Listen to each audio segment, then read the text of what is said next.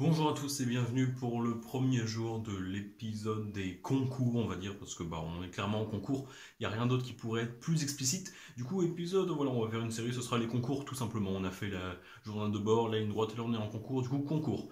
Concours épisode 1, aujourd'hui on a commencé par CCP. CCP, ça s'est passé, on va dire, ça s'est pas extrêmement bien passé, ça s'est pas mal passé, ça s'est passé. En plus, t'as eu CCP, bref. Je sais que C dans ça s'est passé, c'est pas de C mais un S, enfin bref, trop d'allitération. Voilà. Du coup, déjà, on commence par du français. Tu sais que moi et le français, bon, ça fait 18 à peu près, plus ou moins. Et en gros, du coup, voilà, on commence sur un texte et tout, faut le résumer. Des gens l'ont trouvé facile, des gens l'ont trouvé compliqué. Moi déjà, je l'ai trouvé, donc il était entre les feuilles, du coup, j'ai pu le résumer. Et puis, une fois qu'il était résumé, forcément, comme dans toutes les dissertations qui suivent après un texte à résumer, comment dire, sur quoi on fait disserter, ça vient forcément du texte. Et là, c'était Robert Malarcy, si je dis pas de bêtises, l'auteur du texte. Et puis en gros, la phrase, alors comme je suis sorti au bout de 3h30 sur 4 heures, parce que nous on pouvait pas sortir à la première heure, on pouvait pas sortir le dernier quart d'heure, ou du moins pas tout seul, fallait attendre que tout le monde ait fini, du coup comme le dernier quart d'heure, si t'as fini au bout de 15 minutes avant la fin, t'es obligé de rester pendant un quart d'heure. Moi j'ai fini une demi-heure avant la fin, du coup j'étais pas dans les créneaux chiants, du coup j'ai pu sortir en français, mais j'avais pas le droit de garder mon brouillon, mon sujet.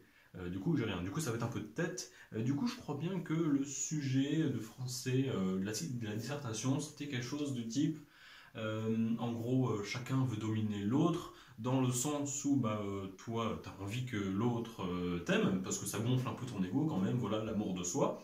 Mais du coup, comme voilà, tu as un énorme ego, tu as envie qu'il te donne plein de preuves d'amour, parce que tu lui fais pas confiance, tu lui en veux toujours plus des preuves d'amour, montre-moi que tu m'aimes parce que je suis le meilleur et tout.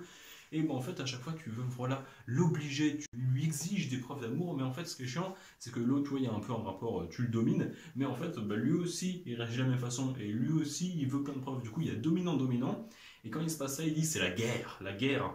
Euh,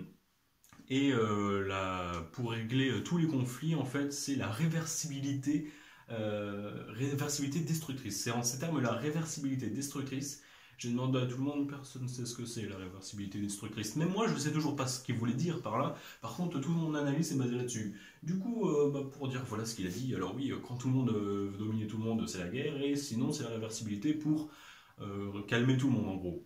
Moi, j'ai fait 3 parties, normal. Première partie, j'ai dit, alors oui, c'est vrai que si tout le monde veut dominer tout le monde, c'est la guerre, c'est la merde. Voilà, tout le monde se met sur la gueule, tout le monde veut dominer tout le monde, au final, personne ne se laisse faire.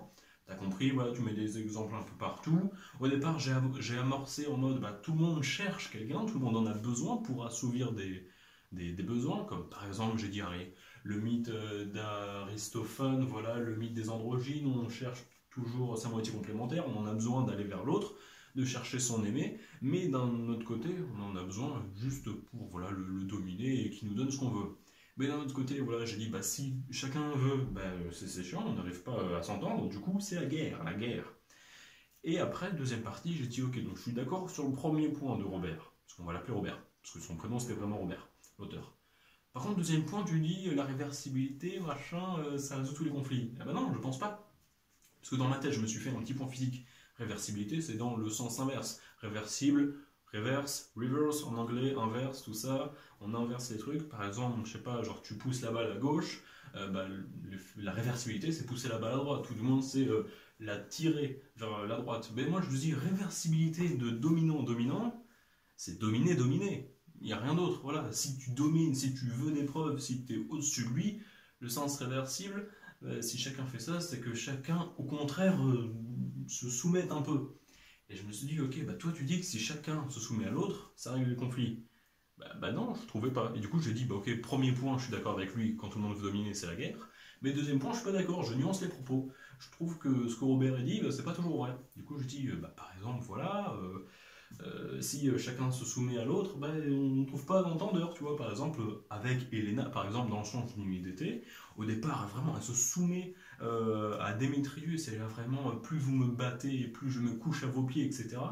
Et au moment où il l'aime avec le sucre dans les yeux, et là, tu vois, tout ce qui est un peu magique et tout, où c'est un enchantement, là, il se dit, attends, je suis à ses pieds depuis autant d'années, et là, enfin, il me supplie. Non, il y a un truc qui est louche. Et en fait, j'ai dit que voilà, lorsque les deux se soumettent l'un à l'autre, forcément là aussi ça colle pas. Dans le premier cas c'était la guerre, limite on se pas se détester, mais tu vois, genre c'était vraiment une compétition.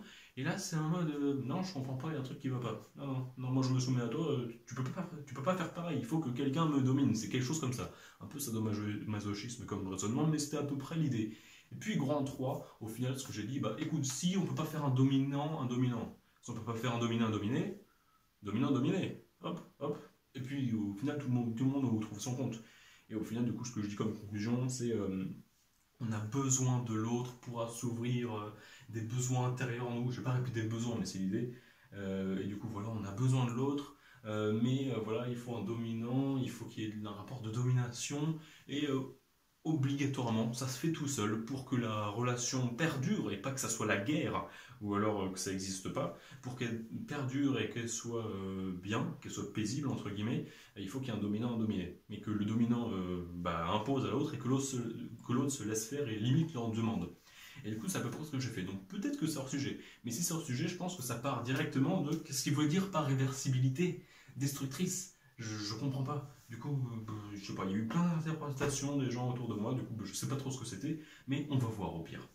Au pire, bon voilà, j'ai eu 4 toute l'année, si j'ai 5, je serais très content. Du coup, ça c'était le français, mais il n'y a pas eu que français, parce qu'il y a aussi eu les maths. Alors, donc moi je veux dire normal, le français c'était comme à tout le monde, maths c'était propre à PSI, les MP ont eu autre chose, les PC ont eu autre chose, les PT font pas CCP, ils ont banque PT, et nous c'était ça. Donc cette fois-ci, j'ai eu le sujet parce que je suis sorti au bout des 4 heures. Parce qu'en maths, si tu sors avant, c'est chiant. Du coup, il y avait 44 questions. J'en ai pas fait 15. Au départ, voilà, j'en ai pas fait une petite dizaine jusqu'à pop-up. Et puis au final, les dernières, c'était de temps en temps, celle-là, j'arrive pas, ou ça prend beaucoup trop de temps. Alors que c'est juste que je connais pas bien, mais c'est pas quelque chose qui prend beaucoup de temps, donc c'est pas quelque chose qui vaut beaucoup de points. C'est juste que je bloque à ce niveau-là et ça vaut pas le coup de passer longtemps pour vraiment pas grand-chose. C'est des petits trucs comme ça que je zappais. Et à la fin, c'est vraiment juste, j'avais pas le temps d'arriver au bout. Du coup, il y a eu 15 questions que j'ai sautées sur 44, donc j'ai fait presque les 2 tiers. Donc je trouve que c'est raisonnable, vu ce que j'ai entendu des autres par rapport à leur niveau, ce qu'ils me disent qu'ils ont réussi, je pense qu'on en est plutôt pas mal bien tiré. Il y avait 2 problèmes et chacun 2 parties. Premier problème, c'était, qu'est-ce que c'était des fonctions indéfiniment dérivables, développement en série entière, en gros de l'analyse. Voilà, qu'est-ce qu'on avait? On avait la fonction gamma, la fameuse fonction gamma que j'ai bien révisée. Du coup, c'était du gâteau, j'ai envie de dire. Voilà, donc montrer voilà, la domination, de l'infini dérivabilité. Donc en gros, montrer que ces 2 classes, c'est infini, tout simplement. Des intégrales à paramètres, des séries entières. Partie 1, ensuite, donc, partie 1 c'était 2 exemples de fonctions indéfiniment dérivables, une avec une intégrale et une avec une série. Partie 2, le théorème de Borel. Donc voilà, au départ, juste une décomposition en éléments simples, tu parles d'une fonction, tu montes une récurrence, ensuite tu montes une autre, et puis en fait ça dépend d'un argument, et puis voilà, tu majores, c'est une suite, et en fait une suite, tu montres que c'est le produit de fonction, du coup quand tu dérives p fois, tu as le truc, machin, ça s'arrange bien, tu majores, ensuite on prend la série de cette suite, et puis au final tu déduis machin, ce qui précède pour toute suite réelle BP, ça c'est le théorème de Borel. Donc pour toute suite réelle BP, où B c'est la suite et P l'indice, il existe une fonction f indéfiniment dérivable, telle que pour tout P, f dérivé Pim de 0, ça vaut BP. Donc ça c'était le théorème de Borel. Et puis donc ça c'était la partie 1, enfin problème 1. Ensuite problème 2, donc là c'était full analyse, là c'était plus de l'algèbre, oui. Déjà voilà, éléments propres d'une matrice, donc localisation des valeurs propres, on montre, machin, donc là il y avait démonstration la même méthode que la démonstration du théorème de Hadamard, donc les matrices stochastiques, et puis voilà, ça se faisait bien. Les notations c'était similaire à celle de CCP 2016, c'est-à-dire que tu avais une matrice A, N, de alpha et de bêta, donc en gros c'est une matrice grand A de taille n, et le coefficient c'est du alpha, du bêta, ou alors ça en dépend.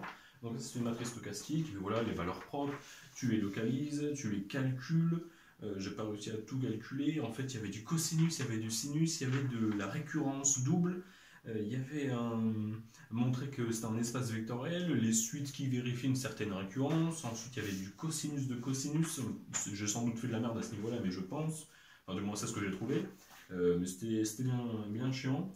Et deuxième partie du problème 2, le système différentiel, donc matrice par bloc, et en fait on essayait de montrer au tout début que une matrice par bloc, par exemple A, B, C, D, par exemple toutes des matrices de taille n, du coup ça fait une grande matrice de taille 2n, le déterminant par exemple de A, B, C, D, c'est AD moins BC. C'est quelque chose qu'on démontre au début, donc on montre, voilà, supposons que ça commute, tout ça, et puis au final, bon je suis pas allé à la fin, donc je le découvre un peu en même temps que vous, il y a du spectre, il y a des valeurs propres, des vecteurs propres, un système différentiel que j'ai pas eu le temps de traiter, théorème de Cauchy, solution du système différentiel, et au final c'était bien chiant, oui, il y avait beaucoup de trucs, c'était long, je sais même pas si quelqu'un a réussi à tout traiter en entier tellement c'était long et chiant.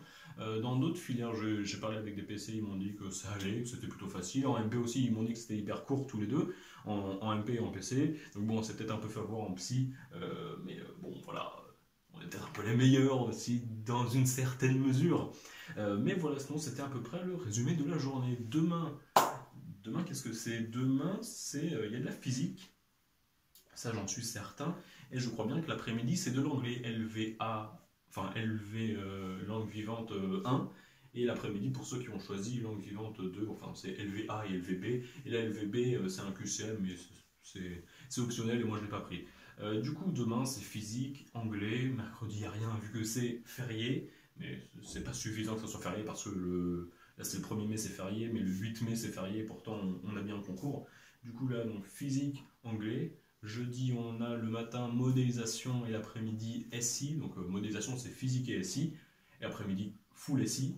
C'est les seules deux épreuves qu'on a droit à la calculette. Et ensuite, vendredi, on est, contrairement au PC par exemple, nous on a une épreuve et on a informatique. Donc ça va être comme ça que ça va se profiler le long de la semaine. Sur ce, voilà, à peu près ce que c'était pour aujourd'hui. Sur ce, je vous laisse, je vous dis à la prochaine. À plus.